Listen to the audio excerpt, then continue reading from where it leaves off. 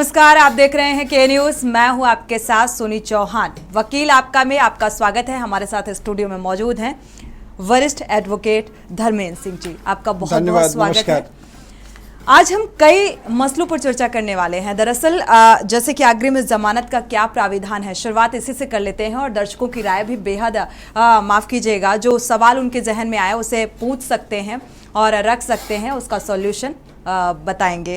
अग्रिम जमानत से शुरुआत कर लेते हैं कि इसका क्या प्राविधान होता है।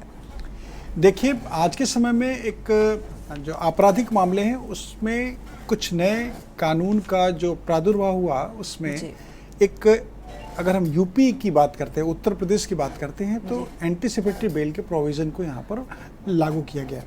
अब एंटीसिपेटरी बेल के प्रोविज़न का वैसे तो जो लॉ है उसके अकॉर्डिंग ऑल ओवर इंडिया जो आईपीसी और सीआरपीसी के अंतर्गत क्रिमिनल प्रोसीडिंग्स होती हैं, उन सीआरपीसी के क्रिमिनल प्रोसीडिंग के अंतर्गत सेक्शन 438 यानी 438 के अंतर्गत एंटीसिपेटरी बेल का प्रोविज़न है, जो कि ऑलमोस्ट हर स्टेट में इसका लाभ उन लोगों को मिलता है जिनके लिए कहीं पर कोई भी ऐसा आपराधिक मुकदमा दर्ज हो सकता है या आपराधिक मुकदमा दर्ज हुआ हो जिसमें धाराएं अजमानती हों यानी नॉन बेलेबल ऑफेंस हो, और ये उनको आशंका हो कि उनको पुलिस अरेस्ट करके जेल भेज सकती है।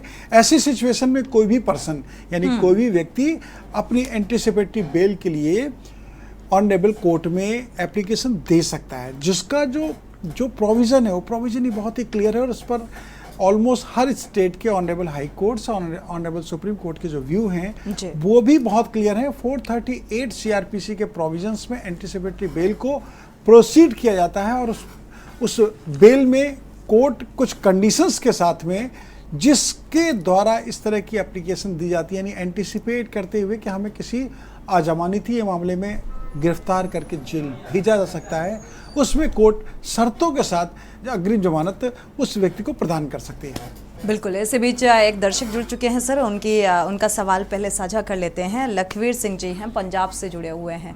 स्वागत है आपका, अपना सवाल पूछ सकते हैं। नमस्कार सर। नमस्कार सर, किसी व्यक्ति ने ना पिताजी का हमला किया, गाली गलौज की और धक्का मुक्की और दूसरा धमकियां दी उनकी सीसीटीवी में फुटेज होगी, रिकॉर्डिंग होगी सर। उसमें हमने वो पुलिस अधिकारी एसएच को सूचित किया। उसने एक व्यक्ति आया पुलिस अधिकारी, दो मौके पे उस सीसीटीवी कैमरे के जो वीडियो थे अपने मोबाइल पर बना के ले गया वो सर। उसमें अब उसकी दरखास्त दी हुई है, उसमें उन्होंने कोई कार्रवाई, हमें मालूम है उन्होंने कोई कार्रवाई नहीं करनी। उसका नतीजा यही है सर कि जो सीसीटीवी कैमरा था उनको बाद में वो अब सीसीटीवी कैमरे में जो वीडियो क्लिप थी वो अभी नहीं है सर। उसमें हमारे पास जो पुलिस अधिकारी है उसके मोबाइल पर रहेगी, जो रिकॉर्ड में दर्ज होगी पुलिस स्टेशन में, हमारे पास है। तो सर उसने जब यो तो वो अधिकारी पुलिस अधिकारी तो कुछ कर नहीं रहे, क्या हमें फिर उसमें एफआईआर लॉन्च कराने के लिए कोर्ट का रुख करना चाहिए निजी सत्र के, या और कुछ करना चाहिए? ये हमें बताओगे। एफआईआर उनके विरुद्ध करानी है हमें। देखिए, एफआईआर अगर पुलिस द्वारा आपकी रजिस्टर्ड नहीं की गई है और आपने कोई एप्लीकेशन दी है जिस पर जो ऑकरेंस है, जो घटना है, उसकी पुष्टि होती है, जैसा कि आपने कहा कि सीसीटीवी फुटेज में वो ऑकरेंस रिकॉर्ड हुआ लेकिन जांच करने के दौरान उसको हटा दिया गया या उसको कलेक्ट नहीं किया गया, तो ये निश्चित रूप से नेग्लिजेंसी है, negligence of the investigation officer या इंक्वायरी ऑफिसर। जो भी जांच करता है उनके द्वारा ये नेग्लिजेंसी की गई है। आपको कोर्ट का रुख करना चाहिए। मेरी आपको सलाह ये है कि आप सेक्शन 156 सब क्लास 3 सीआरपीसी के अंतर्गत ऑनरेबल कोर्ट में एप्लीकेशन दीजिए। आपके जो कंटेंट्स हैं उन कंटेंट्स पे इस एप्लीकेशन को देने से पहले आपको आपके डिस्ट्रिक्ट के जो भी पुलिस कमिश्नर या एसपी होंगे उनको आप रजिस्टर्ड पोस्ट से इस एप्लीकेशन को एक बार भेज दीजिए। जब आप रजिस्टर्ड पोस्ट से भेजते हैं तो आप सेक्शन 154 की कंप्लायंस करते हैं, यानी आपके संबंधित थाने में एफआईआर नहीं हो रही है तो उस एफआईआर को करने के लिए आप उच्च अधिकारियों को सूचना दे रहे हैं, और आपके उच्च अधिकारी भी अगर उस पर कोई कॉग्निजेंस नहीं लेते हैं, कोई एफआईआर रजिस्टर्ड नहीं कराते हैं, तो आपके पास ये प्रोविज़न होता है कि आप 156 सब क्लास 3 सीआरपीसी में ऑनरेबल कोर्ट में एप्लीकेशन दें, और ऑनरेबल कोर्ट मैक्सिमम इस तरह की जब भी कोई एप्लीकेशन कोर्ट के समझ जाती है तो एफआईआर दर्ज करके इन्वेस्टिगेशन करने का आदेश कोर्ट देती है। तो आपके लिए एक इजी प्रोसेस है कोर्ट में एप्लीकेशन देने का, और कोर्ट में निश्चित रूप से 156 में आपके फेवर में ऑर्डर होते हुए एफआईआर रजिस्टर्ड करने का डायरेक्शन होगा आपके थाने के लिए। बिल्कुल, अगर कोर्ट से एक तरीके का दबाव भी इसे कहा जा सकता है सर। कोई भी कानूनी पेच अगर फंसता हुआ नजर आ रहा है तो आपको सॉल्यूशन यहाँ पर मिलेगा। के न्यूज़ स्टूडियो में लगातार हमारे साथ वरिष्ठ एडवोकेट धर्मेंद्र सिंह जी जुड़े हुए हैं जो आपके सवालों का जवाब देंगे। दर्शक जुड़ सकते हैं, अपने सवाल पूछ सकते हैं। धर्मेंद्र सिंह जी, अगर देखा जाए कई बार आपने ऐसे मामले देखे होंगे कि भीड़ में बहुत सारी घटनाओं को अंजाम दे दिया जाता है, फिर उसमें प्रशासनिक स्तर पर जब जांच पड़ताल होती है तो एक पुख्ता सबूत नहीं मिल पाते हैं। लाइक जैसे कि भीड़ में फिर ये होता है कि किसके खिलाफ हम मुकदमा दर्ज करें, तो ऐसी कंडीशन में क्या करना चाहिए? अच्छा, आपका कहना ये है कि जो आजकल बहुत सारे ऑकरेंस इस तरह के हो जाते हैं जिसे मॉब लॉन्चिंग भी कहते हैं, exactly. तो वहाँ पे भीड़ में यानी किसी समुदाय द्वारा, किसी मॉब द्वारा कोई ऐसी घटना कर दी जाए या उसमें से शामिल कुछ लोगों द्वारा ऐसी घटना कर दी जाए जिस पर जो लीगल प्रोसीडिंग होनी है वो लीगल प्रोसीडिंग नहीं होती है, तो यहाँ पर कॉमन इंटेंशन पूरे मॉब का है। तो इन्वेस्टिगेशन ऑफिसर जिसको बनाया जा रहा है या जो वहाँ पर प्रिस्क्राइब अथॉरिटी हैं, जो पुलिस ऑफिसर्स हैं, उन्होंने जिस घटना को देखा है निश्चित रूप से उनकी तरफ से एफआईआर कराई जानी होती है ऐसी घटना के लिए। और उसमें वो जितने लोग मॉब में शामिल होते हैं, 100 लोग, 200 लोग, 300 लोग, 50 लोग, उन सबके खिलाफ फर्स्ट इंफॉर्मेशन रिपोर्ट रजिस्टर्ड करा सकते हैं। और उसमें कॉमन इंटेंशन भी उनका जो सेक्शन 34 की हम बात करते हैं या सेक्शन 147, 148 की बात करते हैं, तो ये जो सेक्शन है ये कॉमन एक गैदरिंग के साथ कॉमन इंटेंशन की बात भी करते हैं इन सेक्शंस में। तो यहाँ मैं बताना चाहूँगा दर्शकों को, अगर किसी मॉब द्वारा कोई भी ऑकरेंस किया गया है और उसमें किसी भी तरह की घटना घटित हुई है तो उसके लिए जिम्मेदार वो पूरा मॉब भी हो सकता है या पर्टिकुलर जांच में जिस व्यक्ति पर इस तरह के एलिगेशंस आए हैं। आप कहीं के एग्जांपल देख लीजिए, कभी कानपुर में घटना पहले घटित हुई, उस घटना में देखिए दंगा हुआ, दंगा होने पे किसी को चोट लगी, किसी अधिकारी की डेथ हुई, तो वहां पर जो कैमरे थे उन कैमरे से उस पर्टिकुलर पर्सन को उस रिकॉर्डिंग से ट्रैप कर लिया गया। ऐसे ही आज के समय में जो हमारी इंटेलिजेंस है वो बहुत ही स्ट्रांग है, साथ ही साथ जो हमारे सोशल मीडिया के गैजेट्स हैं वो भी बहुत स्ट्रांग और सपोर्टिव हैं। तो आज के समय में आईटी एक्ट के जो प्रोविजंस हैं यानी इंफॉर्मेशन टेक्नोलॉजी एक्ट के जो प्रोविजंस हैं वो इस तरह के मॉब में भी एक्यूरेट एक्यूज को अरेस्ट करने के लिए पूरा सपोर्ट करते हैं। तो यहाँ पर आईटी एक्ट अपना बहुत ही स्ट्रांग है और पूरे मॉब के खिलाफ प्रोसीडिंग्स हो सकती है। बिल्कुल। इसी बीच एक दर्शक जुड़ी हुई हैं, राधा रानी जी, स्वागत है आपका, अपना सवाल पूछ सकती हैं। चलिए, मुझे लग रहा है संपर्क टूट गया है, अगर वापस से जुड़ेंगे तो ज़रूर हम सवाल साझा करेंगे। अगला सवाल है, एक और सवाल अक्सर लोग पूछ लेते हैं, कई तरीके की ऐसी समस्याएं मेरे सामने भी आई कि लोगों ने पूछा, लाइक फॉर एग्जांपल जैसे कि एक किराएदार और मकान मालिक के बीच का मामला है। कई बार मकान के बाहर कई बार गाड़ियां खड़ी करने को लेकर हंगामा होता है, लड़ाई झगड़े तक बात पहुंच जाती है। फिर ऐसे कंडीशन में अगर किराएदार की गाड़ी डैमेज हो जाती है तो किस तरीके की कार्रवाई मकान मालिक के खिलाफ हो सकती है? देखिए, जब भी इस तरह की घटना हो तो ये निश्चित रूप से जो एसेंशियल एमिनिटीज़ हैं उनको कर्टेल करने का एक षड्यंत्र होता है जी। अब कार को खड़ा करने के लिए पार्किंग को लेकर के या कॉमन प्लेसेस को लेकर के या कॉमन नाली को लेकर के या कॉमन वेज को, स्टेयर्स को, किसी को लेकर के जो कॉमन यूज के लिए हैं उनको लेकर के कोई भी डिस्प्यूट होता है तो उस डिस्प्यूट में यदि कोई घटना घटित होती है यानी कोई मारपीट हो गई तो जो मारपीट हुई या मारपीट आगे किस स्टेज तक गई उसके अकॉर्डिंग सेक्शन उसमें इंक्रीज होते हैं। अगर साधारण गाली गलौज हुई, मारपीट हुई, जान से मारने की धमकी दी गई तो 323, 324, 504, 506 आईपीसी के अंतर्गत एफआईआर रजिस्टर्ड हो गई। कार को डैमेज कर दिया तो वहां पर 427 आईपीसी के अंतर्गत प्रोविजन 427 के अंतर्गत तो वहां पर उस सेक्शन में एफआईआर रजिस्टर्ड होगी ऐसे एक्यूज खिलाफ। तो जो भी घटना का स्वरूप है उस स्वरूप के अनुसार आईपीसी के प्रोविजंस को लगाते हुए फर्स्ट इंफॉर्मेशन रिपोर्ट रजिस्टर्ड कराई जाती जी। है। साथ ही साथ जिसकी कार डैमेज हुई है वो चाहे तो क्लेम करके अपने क्लेम भी सेकंड पार्टी से ले सकते हैं, लेकिन उनको इसके लिए सिविल सूट फाइल करना पड़ेगा जो कि डैमेजेस के क्लेम के रिलीफ के लिए होगा। बिल्कुल, आई होप मुझे लगता है ये जवाब मिल गया होगा, क्योंकि ये एक दर्शक का ही सवाल था ये। राधा रानी इसी बीच जुड़ी हुई हैं। दर्शक अपना सवाल पूछ सकती हैं आप, स्वागत है आपका। जी हेलो जी, सुन पा रहे हैं राधा जी आपको। अपना सवाल। हेलो मैडम जी, नमस्कार। जी नमस्कार, अपना सवाल पूछ सकती हैं आप। हेलो राधा जी, आपको आवाज मिल पा रही है? हेलो राधा जी, अपना सवाल पूछ सकती हैं अगर आप सुन पा रही हैं। हेलो चलिए, मुझे लग रहा है नेटवर्क इशू होने के चलते कुछ दिक्कतें सामने आ रही हैं, तकनीकी खामी के चलते संपर्क ठीक से हो नहीं पा रहा है। वापस से जुड़ती हैं तो ज़रूर आपका सवाल साझा करेंगे। बढ़ते हैं आगे। सर, एक बिना एफआईआर का अगर जिक्र करें तो यहाँ पर क्या उसके एफआईआर भी अग्रिम जमानत दी जा सकती है? आपका क्वेश्चन बहुत ही परफेक्ट इसलिए है कि इस पर बहुत सारी भ्रांतियां हैं जी। लोगों को ये लगता है कि मेरे खिलाफ एफआईआर रजिस्टर्ड नहीं हुई है, उसके बावजूद क्या मैं एंटीसिपेटरी बेल के लिए कोर्ट में जा सकता हूं? जी। तो इस पर कभी कभी कोर्ट में भी ऑनरेबल जजेस को भी इस पर क्लियरेंस नहीं होती, या एडवोकेट को वहाँ पर अपनी बात को प्रेजेंट करना पड़ता है, या ऑनरेबल जज को मालूम होता है लेकिन एडवोकेट के द्वारा वो उस बात को प्रेजेंट करने की उम्मीद करते हैं। तो इस पर माननीय उच्चतम न्यायालय ने बहुत ही क्लियर लॉ दिया जी। और उस पे जो सिब्बा का केस है बहुत ही इंपॉर्टेंट है, Gurbaksh Singh Sibbia versus state of Punjab.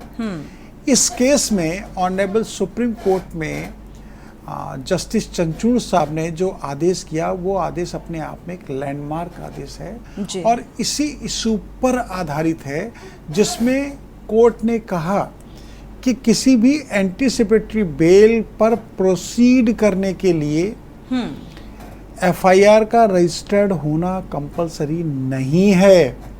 लोगों की धारणा ये होती है कि यदि एफआईआर नहीं हुई तो मैं एंटीसिपेटरी बेल में नहीं जा सकता हूँ, लेकिन इस गुरबख्श सिंह के साइटेशन में बिल्कुल क्लियर है, क्योंकि मैं क्लियर करना चाहता हूँ जो 438 के प्रोविज़न है, 438 के सबसेक्शन 1 के प्रोविजंस हैं, उसके अंतर्गत जब हम एंटीसिपेटरी बेल को सबमिट करते हैं तो वहाँ पर मैं अपने फैक्ट्स जो हमारे क्लाइंट के उन फैक्ट्स को मेंशन करते कहता हूँ कि मेरी ये आशंका है, मुझे ऐसा लगता है।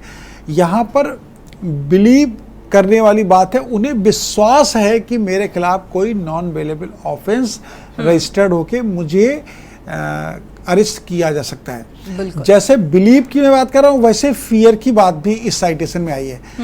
कोर्ट का कहना है कि अगर फियर डर किसी को इस बात का है तो डर के आधार पर एंटीसिपेटरी बेल लाई नहीं करेगी। मैं बिल्कुल इस फैक्ट से सहमत हूं और जुडिशियल सिस्टम भी इससे सहमत है कि अगर विश्वास है, यानी विश्वास का कोई कारण होगा, कोई आधार होगा, उसके पीछे कोई एविडेंस होगी, तो जब विश्वास है वहाँ पर एंटीसिपेटरी बेल तो आ सकती है, लेकिन अगर फियर है तो वहाँ पर एंटीसिपेटरी बेल नहीं कंसीडर की जाएगी। इन दोनों वर्ड्स को डिफाइन किया गया इस साइटेशन में।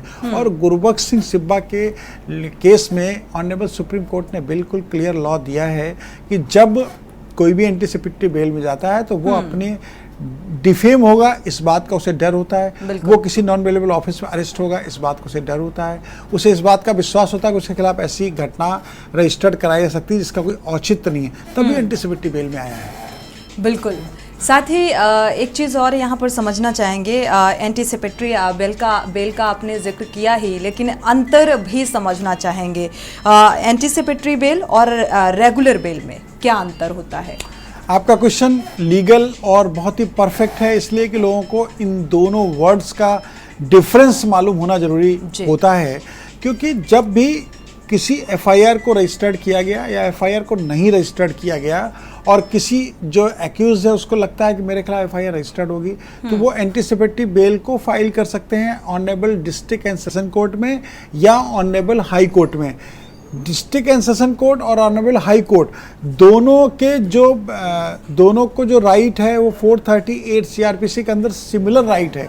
सीआरपीसी में ये पहला ऐसा सेक्शन है जिस सेक्शन में ऑनरेबल हाई कोर्ट और ऑनरेबल डिस्ट्रिक्ट कोर्ट दोनों को सेम राइट है, चाहे तो वो सस्पेक्टेड एक्यूज्ड डिस्ट्रिक्ट कोर्ट में सबमिट कर सकते हैं अपनी डिस्ट्रिक्ट जज के समक्ष एंटीसिपेटरी बेल, या ऑनरेबल हाई कोर्ट में प्रस्तुत कर सकते हैं। नॉर्मल कोर्ट्स में लोगों को मालूम होता है कि सबसे पहले लोअर कोर्ट जाएंगे, फिर सेशन कोर्ट जाएंगे, फिर ऑनरेबल हाई कोर्ट जाएंगे, उनको फोरम मालूम होता है। लेकिन ये ऐसा स्पेशल सेक्शन है, ये कह सकते हैं कि ये ऐसा स्पेशल प्रोविज़न है जिस प्रोविज़न के अंतर्गत सेशन कोर्ट और हाई कोर्ट को सिमिलर राइट दिए गए हैं। तो यहाँ पर एंटीसिपेटरी बेल 438 में जो आती है, उस एंटीसिपेटरी बेल में अग्रिम जमानत शर्तों के साथ दे दी गई, और अगर एक्यूज अरेस्ट हो गया तब एंटीसिपेटरी बेल नहीं आएगी। एक्यूज के अरेस्ट होने के बाद कोर्ट उनको रेगुलर बेल दे सकती है। रेगुलर बेल का मतलब कोर्ट में वो प्रेजेंट हुए, उनको न्यायिक अभिरक्षा में जेल भेजा गया, जेल जाने के बाद में उनका जो बेल एप्लीकेशन है वो कोर्ट में सबमिट की गई एडवोकेट द्वारा, और उनको रेगुलर बेल दी गई सिक्योरिटीज लेते हुए या अंडरटेकिंग लेते हुए। तो रेगुलर बेल और एंटीसिपेटरी बेल दोनों में डिफरेंस यही है, अरेस्टिंग से पहले एंटीसिपेटरी बेल है, अरेस्ट होने के बाद रेगुलर बेल है। आई होप ये बहुत अच्छे से समझ में आया होगा जिस तरीके से सर ने डिस्क्राइब किया है इसे। वक्त एक छोटे से ब्रेक का है, ब्रेक से जब वापस आएंगे तो आप किसी भी समस्या, चाहे वो प्रॉपर्टी से जुड़ा हुआ मसला हो, और आगे ये भी जानेंगे कि प्रॉपर्टी का जो मुखिया है उसे क्या संपत्ति बेचने का अधिकार है। वकील आपका में एक बार फिर से आपका स्वागत है। हमारे साथ लगातार सीनियर एडवोकेट धर्मेंद्र सिंह जी जुड़े हुए हैं जो आपके सवालों का जवाब देंगे। इसी बीच एक दर्शक जुड़े हुए हैं, पिंकू जी, स्वागत है आपका, अपना सवाल पूछ सकते हैं। पिंकू जी, अगर आप सुन पा रहे हैं तो अपना सवाल पूछ सकते हैं। जी जी नमस्कार मैम। जी पूछिए। मैम आपका बहुत बहुत धन्यवाद जो क्यूनेट चैनल पे मुझे लिया। और मेरा क्वेश्चन मैम आपके न्यूज चैनल के संबंध में ही है थोड़ी सी। जी ये एक रिपोर्टर है अमित तिवारी जी, और अपने आप को क्यूनेट चैनल का ही रिपोर्टर बताते हैं जी, और जिन्होंने कई लोगों को ठगा। एक हमारे भाई हैं राजू खान जी, उनसे 6,000 रुपए ठग लिए। और भी कई मामलों में पूर्व में अभी कुछ दिन पहले, करीब 4 महीने पहले एसपी साहब के नाम पे ठगी हुई थी। तो एसपी साहब इनकी गिरफ्तारी हुई थी और ये जेल भी गए थे। लेकिन ये अपने शुक्रिया, बहुत बहुत शुक्रिया आपका। जाहिर सी बात है इस तरीके के भी मामले, फ्रॉड के मामले कई बार सामने आते हैं। और आगे जो सवाल था कि क्या संयुक्त परिवार का मुखिया भी प्रॉपर्टी को बेच सकता है, इसके बारे में जानना चाहिए। इंडियन सक्सेशन एक्ट के जो प्रोविजंस हैं, उन प्रोविजंस में हिंदू अनडिवाइडेड फैमिली की आपने बात कही है जी। हिंदू अनडिवाइडेड फैमिली में एक कर्ता होता है, यानी एक पूरी फैमिली का मुखिया होता है, और जो पूरी फैमिली का इंटरेस्ट है वो मुखिया का इंटरेस्ट होता है, सिमिलर इंटरेस्ट होता है। तो ऐसी सिचुएशन में इस पे ऑनरेबल हाई कोर्ट और ऑनरेबल सुप्रीम कोर्ट का बहुत क्लियर, लेटेस्ट भी ऑनरेबल सुप्रीम कोर्ट का इस इशू पर आया, जिसमें कोई भी हिंदू अनडिवाइडेड फैमिली का जो कर्ता है, जो उसका मुखिया है, वो प्रॉपर्टी को ट्रांसफ़र कर सकता है।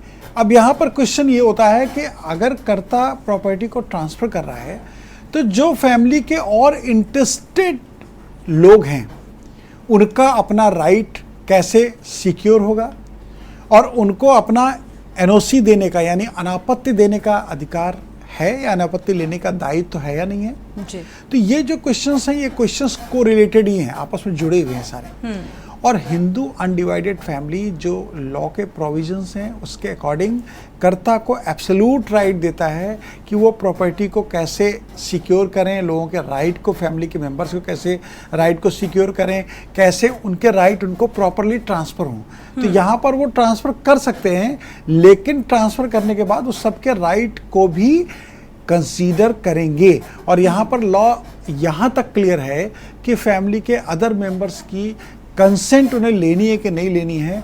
तो इस पर लॉ बिल्कुल क्लियर है कि कंसेंट अगर उन्हें नहीं लेनी है तो कंसेंट लेना मैंडेटरी नहीं है, उनके लिए आवश्यक नहीं है। वो ट्रांसफर प्रॉपर्टी को कर सकें। बिल्कुल, आगे जानेंगे कि वसीयत को प्रोबेट कराने की ज़रूरत होती है क्या, और साथ ही जैसा कि कई बार ऐसे सवाल आते हैं, जैसा कि दर्शक जो जुड़े हुए थे जिन्होंने जिक्र किया, तो इस चीज़ को क्लियर भी करना चाहेंगे। कई बार दर्शक सोचते हैं कि इस चीज़ का जवाब नहीं दिया गया।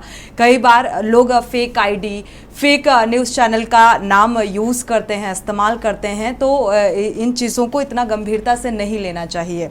जी, वसीयत को लेकर जानेंगे कि प्रोबेट कराने की ज़रूरत होती है क्या। देखिए, विल जिसे वसीयत भी कहते हैं, इच्छा पत्र भी कहते हैं जी। तो कोई भी इच्छा पत्र जो किसी के द्वारा एग्जीक्यूट किया गया है, निष्पादित किया गया है, तो उस इच्छा पत्र का पूरा प्रभाव वैधानिक रूप से होना चाहिए, यानी लीगली उसका इम्प्लीमेंटेशन कैसे होगा, ये एक लीगल एस्पेक्ट है। अब विल का प्रोबेट एक लीगल वर्ड है। इसका मतलब ये है कि जो विल है, उस विल की न्यायालय के माध्यम से पुष्टि होना, किसी भी पक्ष को या किसी भी व्यक्ति को या किसी भी सक्सेसर को अगर ऐसा लगता है कि जो विल प्रोबेट के लिए प्रस्तुत की गई है या जो विल प्रेजेंट की जा रही है, जिससे राइट प्रॉपर्टी ट्रांसफर हो रहे हैं कहीं जी, उस पे उनको ये राइट नहीं था, या विल फेक है, या विल में कोई सस्पेक्टेड क्वेश्चन मार्क है, तो ऐसी सिचुएशन में अगर विल में कोई सस्पेक्टेड क्वेश्चन मार्क है तो वहाँ पर विल को कोर्ट में चैलेंज किया जा सकता है जी। और जो प्रोबेट प्राप्त करना चाहता है, यानी जिसके फेवर में विल है, वो प्रोबेट प्राप्त करने के लिए डिस्ट्रिक्ट एंड सेशन कोर्ट में जो सेक्शन 276 के प्रोविजंस हैं इंडियन सक्सेशन एक्ट के, उसके अंतर्गत वो विल के प्रोबेट के यानी डिक्लेरेशन के लिए वो मिसलेनियस सूट फाइल करते हैं। यहाँ पर लॉ भी क्लियर ही है कि जब भी कोई इस तरह के मामलात हैं, किसी की वसीयत बनी हुई है, उस वसीयत में किसी को कोई अधिकार मिला है और उसमें कहीं भी उसको आशंका है कि कोई विवादित बिंदु आ सकता है वसीयत के संबंध में, तो वो न्यायालय के माध्यम से डिक्लेरेशन कराते हुए विल की पुष्टि करा सकते हैं। विल की पुष्टि होती है एविडेंस के माध्यम से, विल की पुष्टि होती है जो उसके विटनेस होते हैं उससे, विल की पुष्टि होती है जो एग्जीक्यूट करने वाले हैं उनके अपने जो उनके सक्सेसर्स हैं उनके भी एविडेंस कलेक्ट किए जाते हैं। तो बहुत सारे सर्कमस्टेंशियल एविडेंस, डायरेक्ट एविडेंसेस, ये सारे एविडेंसेस को मिला के विल का प्रॉपर प्रोबेट ऑनरेबल कोर्ट द्वारा जारी किया जाता है। बिल्कुल, इसी बीच एक दर्शक जुड़ चुके हैं अंबाला से। नीरज जी, स्वागत है आपका, अपना सवाल पूछ सकते हैं। जी, मैंने ये पूछना था कि मेरे फादर का मकान था जो कि पाकिस्तान के बंटवारे के समय उनको सरकार की तरफ से दिया गया था, तो उस समय उनके पास थोड़े पैसे कम थे, पता नहीं 500 रुपए के कितने, तो वो उन्होंने दादाजी से लिए और साथ में अपने छोटे भाई का नाम लिखवा दिया जी। अब वो जो चाचा जी थे गांव में, जो दादाजी की प्रॉपर्टी थी वो भी सारी संभाल ली, जमीन वाली जो भी थी, मकान भी उन्हीं के पास है। तो हम शुरू से मेरे फादर यही रहे हैं, मैं भी अब 67 की हो गई हूँ। अंबाला सिटी में मकान है, मकान अब गिर गया, प्लॉट है, तो वो उस पे भी अपना कब्जा नहीं छोड़ते, जबकि 98 तक मेरे मदर वहां रहे हैं, बिजली पानी बिल सब उनके नाम पे आता था। तो क्या वो दूसरे उस पे कब्जा करेंगे? मेरे 2 भाई थे, उनकी डेथ हो गई है, जो बच्चे हैं एक के तो बच्चे उसके जिंदा होते ही भाग गए थे, वो घर आते जाते नहीं है, तो दूसरे ने मना कर दिया, वो कहता मैं नहीं लेता, आप जो मर्जी इसका करो।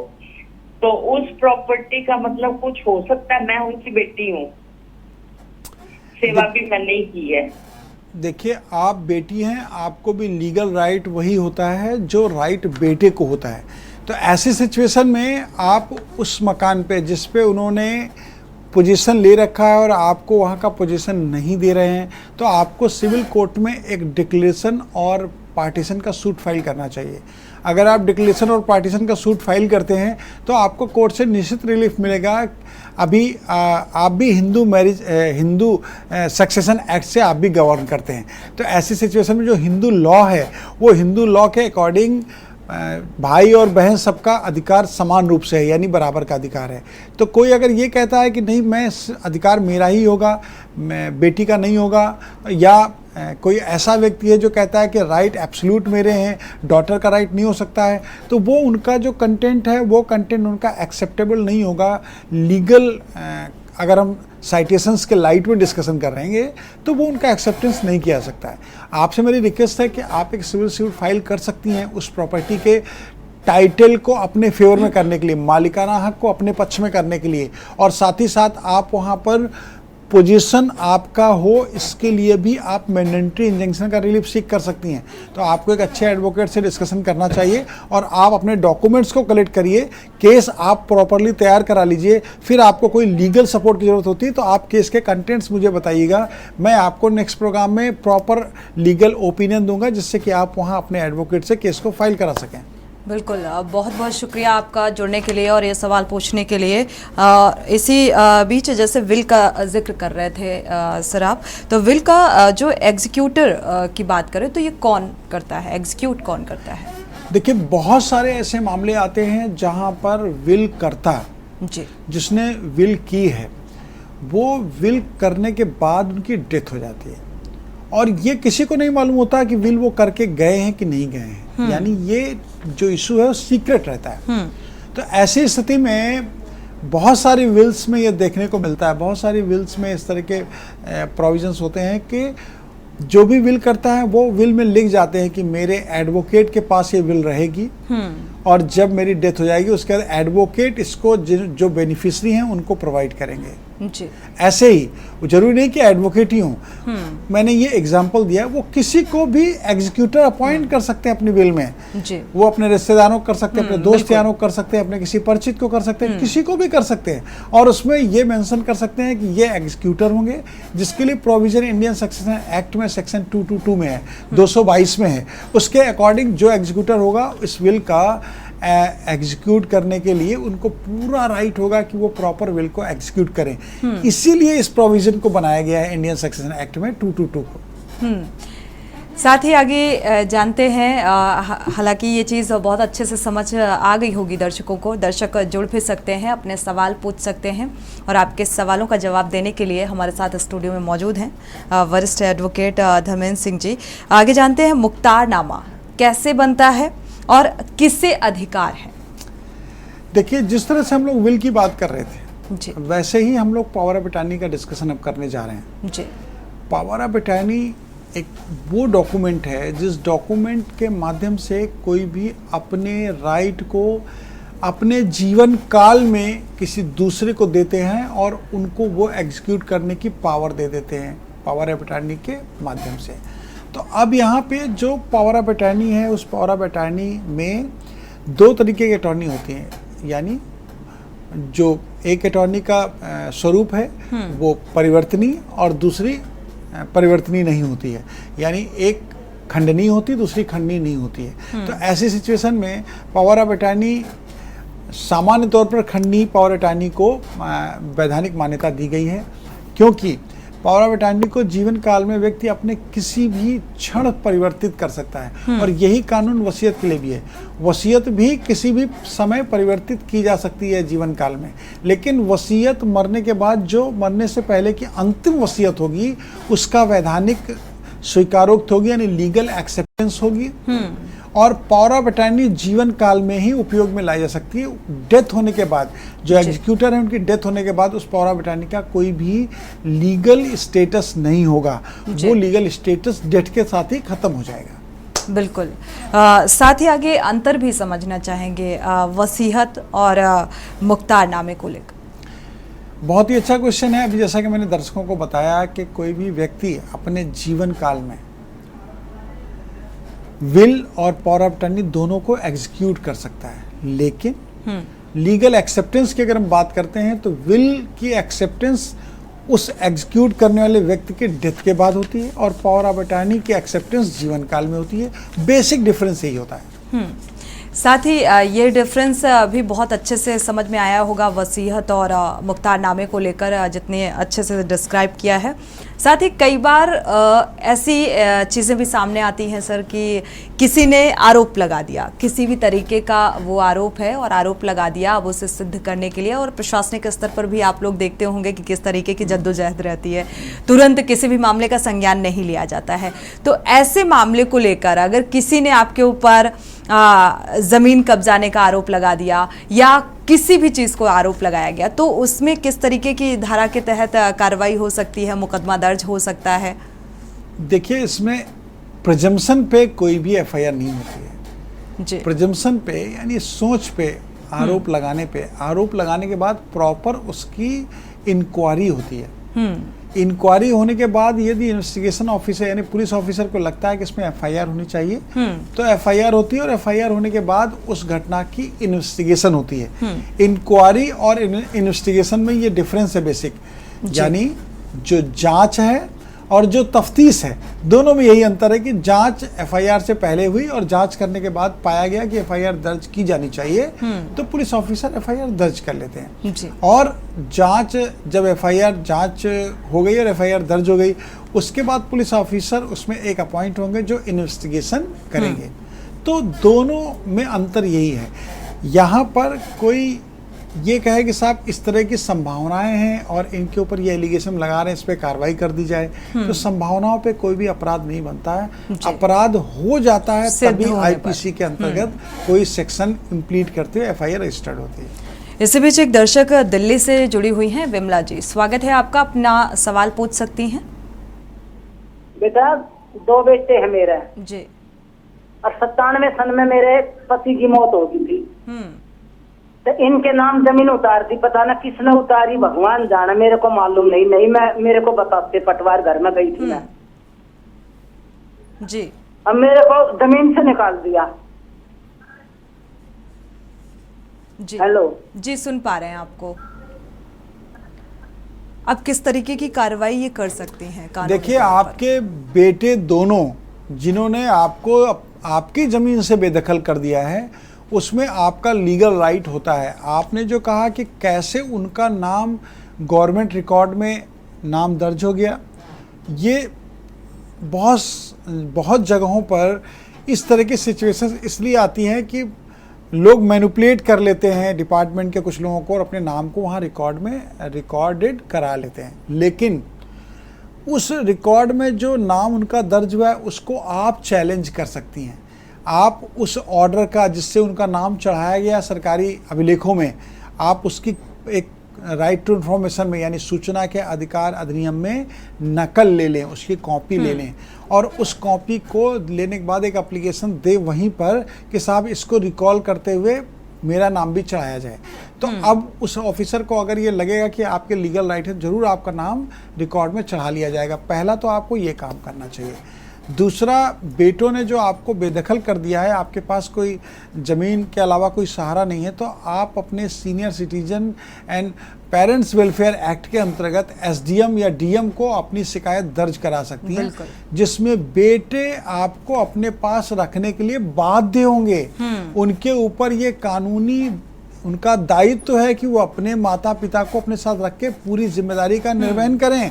उसमें भरण पोषण भी है, इलाज भी है, उसमें रहने का घर भी है, सारे प्रोविजंस हैं। आप जब भी इस तरह की आपको कोई कार्रवाई करनी हो, आप एक सिंपल से एप्लीकेशन ड्राफ्ट करिएगा।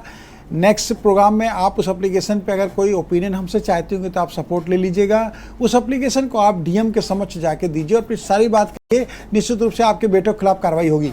बिल्कुल, हाईकोर्ट की एक टिप्पणी भी सामने आई है और जाहिर सी बात है याचिकाकर्ता भी कानपुर से ही याचिका दायर की गई थी, उसको लेकर ये प्रशासनिक स्तर पर डीएम को एक जिम्मेदारी भी सौंपी गई है। साथ ही कृष्णपाल सिंह जी हैं अगले दर्शक, उनका सवाल साझा कर लेते हैं। स्वागत है आपका, अपना सवाल पूछ सकते हैं कृष्णपाल सिंह जी। चलिए, मुझे लग रहा है संपर्क टूट गया है और इसी के साथ ही हमारे चर्चा का समय भी समाप्त होता है। आपका बहुत बहुत शुक्रिया इस चर्चा में शामिल होने के लिए और इसी के साथ वकील आपका में फिलहाल बस इतना ही। आगे खबरों के लिए आप देखते रहिए के न्यूज़ इंडिया।